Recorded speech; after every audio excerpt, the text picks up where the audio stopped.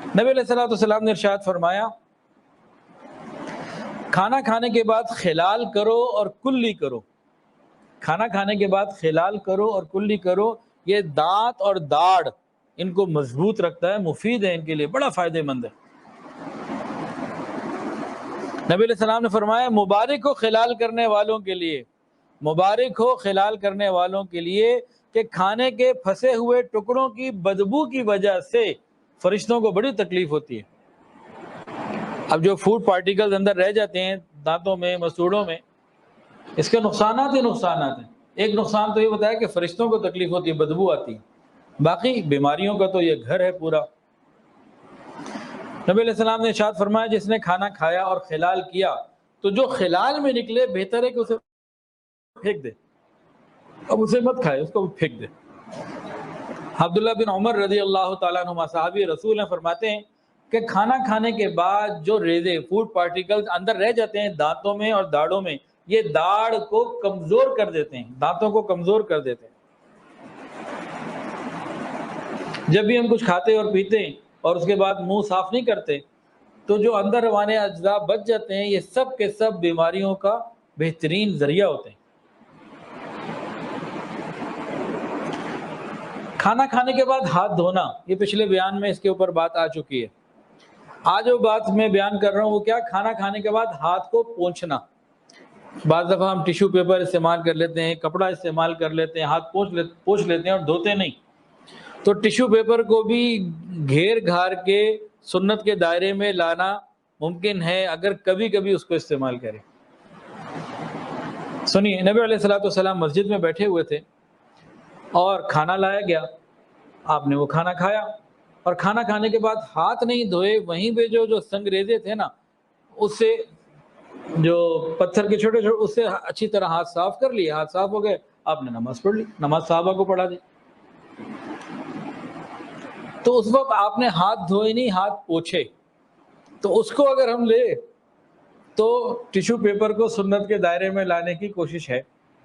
ہاتھ کپڑے سے پوچھ لیے، تولیے سے، مطلب کپڑے سے تولیہ، اس کو بھی سنت کے دائرے میں لانے کی کوشش ہے. لیکن ذرا غور کر لیجئے، یہ کبھی کبھی کی بات ہے، روٹین نہیں. اب صحابہ کرام کے ہاں مال کی تنگی، بھوک بھی ہوتی تھی، اب کھانا مسجد میں لایا گیا. ہمارے زمانے کی مسجد اور اس مسجد میں فرق ہے. ہمارے یہاں واش روم بھی بنے ہوتے ہیں مسجد میں، وضو خانے بھی بنے ہوتے ہیں، وہاں کچھ نہیں ہوتا. آج تو کہتے ہیں مسجد میں کمیونٹی سینٹر بناؤ جی. تو وہ جو مسجدیں تھیں سادہ سی مسجدیں ہوتی تھیں، وہاں ٹوائلٹ اور یہ وضو خانے کی کوئی بات نہیں ہوتی تھی. تو وہاں کھانا ہوگا، کوئی بھوک، کوئی ایسی وجہ ہوگی کہ آپ نے کھانا کھایا، صحابہ کو کھلایا، اور ہاتھ دھونے کا مقصد یہ تھا سب مسجد سے نکلتے اپنے گھروں میں جاتے، ہاتھ دھو کے آتے. تو اس طرح لمبا اہتمام تھا، تو اس میں آپ نے ہاتھ کو پوچھنے پہ اکتفا فرما لیا. یہ کبھی کبھی کے لیے تو ٹھیک ہے، اس کو عادت بنا لینا ہمیشہ تولیہ اور ٹیشو پیپر بغیر ہاتھ دھوئے تو یہ نہیں، اصل ہاتھ دھونا ہی ہے. ٹھیک ہے جی. اگلی بات سنیے، نبی علیہ الصلوۃ والسلام نے ارشاد فرمایا کہ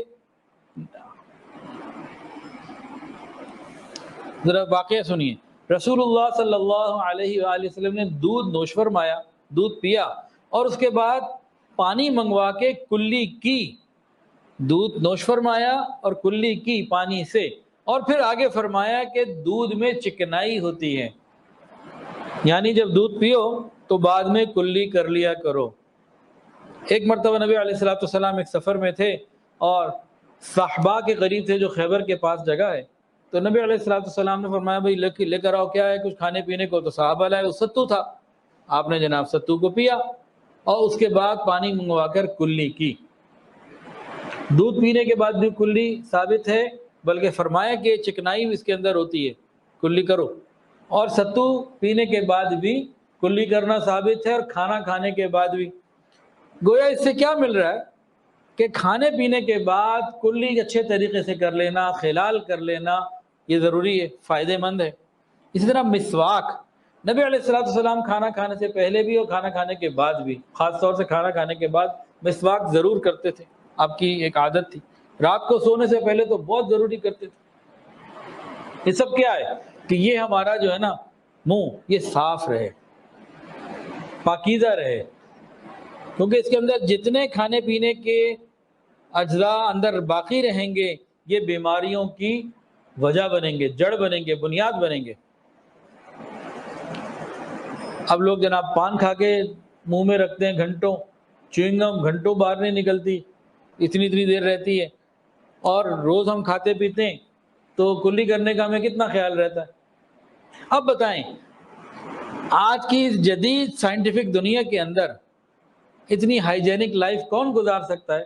صرف وہ جو رسول اللہ صلی اللہ علیہ وآلہ وسلم کا امتی ہو اور مطیع ہو اور پوری سنت پوری کرنا چاہتا ہو، ورنہ کوئی بڑے سے بڑا کافر بھی اس طرح سے منہ کلیہ نہیں کر سکتا۔ کیا خیال ہے؟ غلط تو نہیں کہہ دیا جی؟ یہ کرونا والوں نے تو بعد میں کہا ہاتھ ہر وقت دھوتے رہو، نبی علیہ الصلوۃ والسلام نے پہلے کہہ دیا اپنی صفائی کا خیال رکھو۔